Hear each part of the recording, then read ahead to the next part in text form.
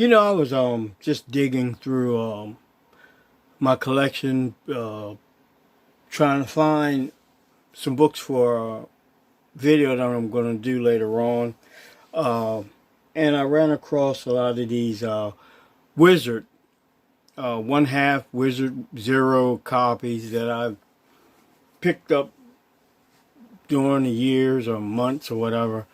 Um, at local comic shops, and at the time they were mostly in dollar bins. Nobody really was paying any attention to them. Now, certain ones can fetch a pretty good piece of coin. And I figured I'd show what I had. Um, so let's get to it. Uh, Wizard Half, Silver Surfer, and Witchblade. It's kind of interesting because the Marvel characters look totally different in this book. Wolverine, I can't understand him being butt naked, but I mean, I don't get it. And Ghost Rider looks completely different. I don't know anything about this book other than what I see on the cover. You know, a lot of these Wizard books I picked up, I didn't even open them. I just transferred them to better bags and put them away. Dawn from Sirius Comics. Earth X. Great Alex Ross cover. This is one that, if you can find it, can garner a little bit of money. It's the Boba Fett Star Wars from Dark Horse. I think it was two different versions. One had the gold foil, and I think the other one didn't. I'm not sure. I got to look into that a little bit more. I picked up Dark Horse's Star Wars X-Wing Rogue Squadron. And Wizard was a comic book, well, it wasn't a comic book, it was a comic magazine that talked about comic books back in the day. Ran for a couple of years, actually, when it first came out.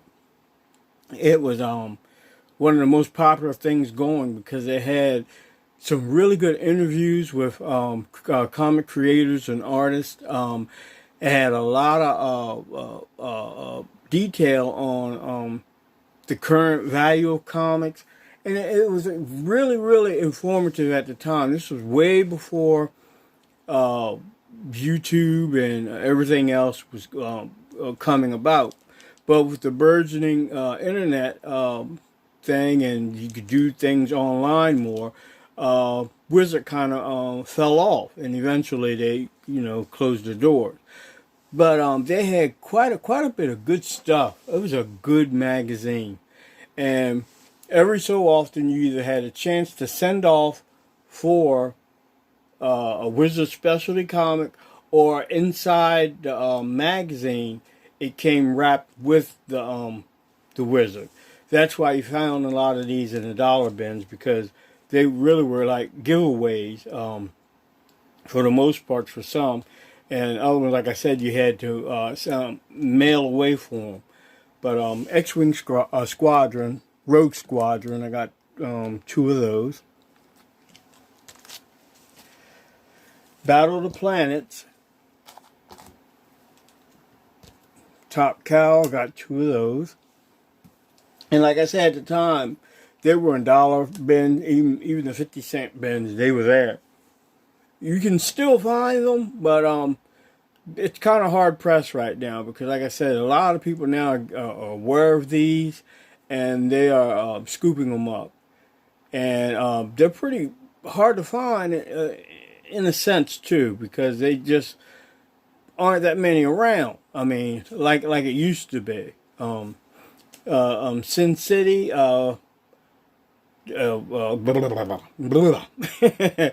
getting tongue-tied. Frank Miller's Sin City, Just Another Saturday Night. Captain Marvel, The Avengers Forever, got two copies of that. And they're wafer thin. They don't have much as far as a comic book. Spider-Man Unlimited, Pretty cool cover and costume. The Darkness.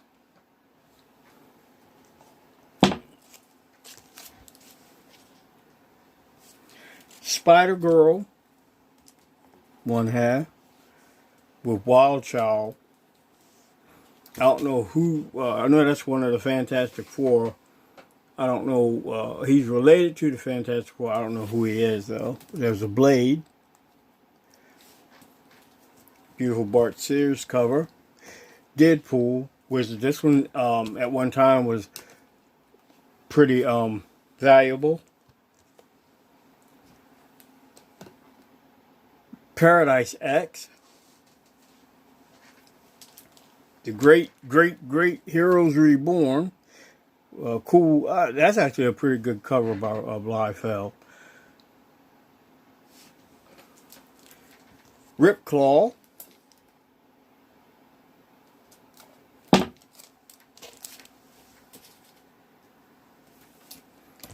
The Thunderbolts. Now this one may end up becoming a sought after book with a lot of hum and talk about the Thunderbolts coming about. Marvel Knights. The Wolverine. And this is an Ace edition. Strangers in Paradise. It's pretty thick too. It's like a full-size comic book. Michael Turner's Fathom, and it's been signed by Michael Turner. So somebody who had this book beforehand, before it went into the dollar bins, went to a convention or somewhere, and they had it signed by Michael Turner. I'm glad I got it. I mean, for $1, a Michael Turner signature. You know, he's no longer with us. So, you know, it's a boon. No, I'm glad to have it.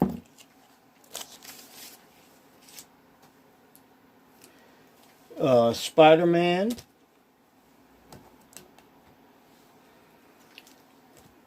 Wild Child. I think this is, no,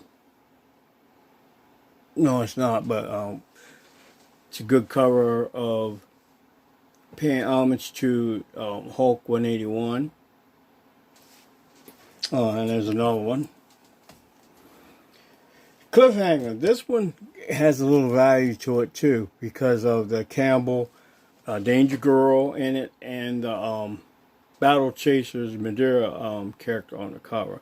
The third character I do not know that well, or at all actually. So I got quite a few of these. I found these in the dollar bin. I found quite a few of them. Actually, I found 5 of them. Showed you the 2 before. These are 3 more here. America's Best Comics. This one is another one that at one time was picking up some steam.